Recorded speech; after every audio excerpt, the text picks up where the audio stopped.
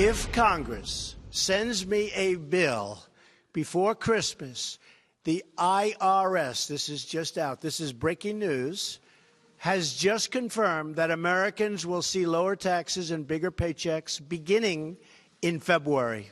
Wow, that sounds good. President Trump promising yesterday bigger paychecks this winter as the Republican leaders reach a deal in the House and the Senate on tax reform. The president doing his first Fox News alert. White House Office of Management and Budget, Mick Mulvaney, joins us now with more. So, an exciting time. Is this thing done, Director Mulvaney? Well, it's not over till it's over, but it's really, really close. We're hearing some really good things last night and this morning off of the Hill. What will happen, we think now, is that it should be reported out today, which would give both the House and the Senate a chance to vote on Monday and Tuesday of next week, and that's when it would be over. But it sounds like they've made a great deal of progress in the last 24, 48 hours, and we're very close to a finished deal. Yeah, so people want to know what's in, what's out. 37%, the top income tax rate. It was at 39.5, right, Steve? Is at 39.6, so that's good for the wealthiest, but everyone's taxes are going to go down. Corporate tax rate now 21%. It was at 35%. And then the SALT deduction, which is state and local tax deductions, capped at $10,000, and it does repeal Obamacare individual mandate and maintains medical expense deductions. Does this mean people can spend more at Christmas?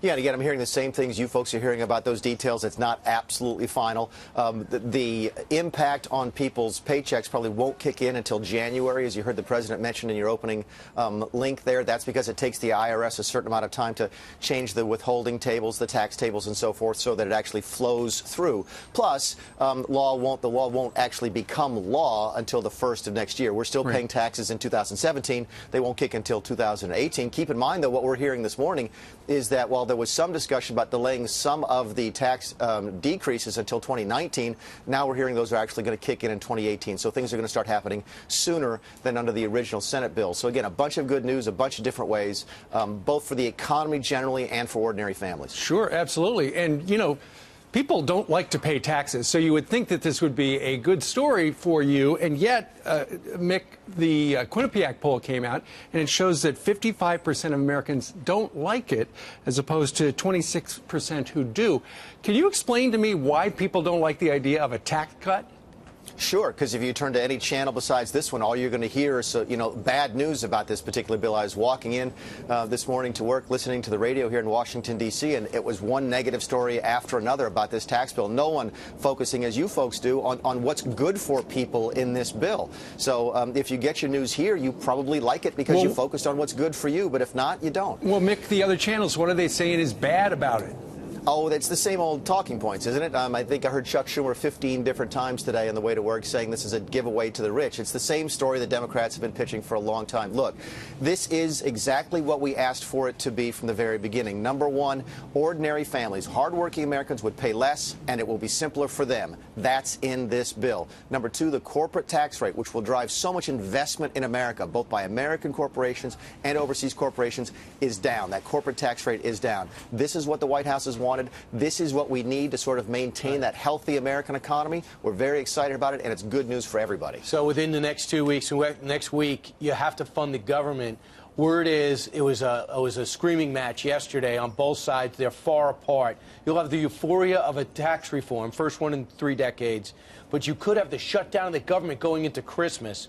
What is your role in making sure that doesn't happen? Because you know politics and you know the administration.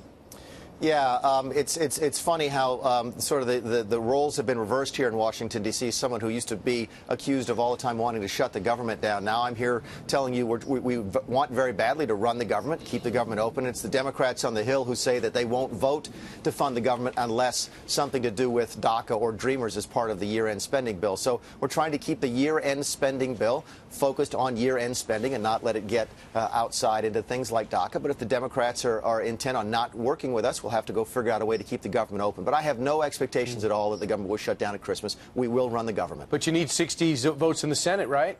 Yeah, and you hope there's enough reasonable Democrats in the Senate who realize that now is not the time to have discussions outside of funding or about things like DACA. There's plenty of time to fix that. I don't think DACA expires until March, the way the president has set it up. So we hope that we will get a chance to work with the Democrats in the Senate. We do need 60 votes in the Senate. Keep in mind, that's one of the things you hear the Democrats say. If we run the White House, the House, and the Senate, why can't we fund the government by ourselves? Because we need Democrat votes in the Senate to meet that 60-vote threshold. So hopefully there's enough reasonable Democrats in the Senate to help us fund the government. We haven't seen that at all yet, because they're not saying they're unreasonable or reasonable, but they haven't voted with anything.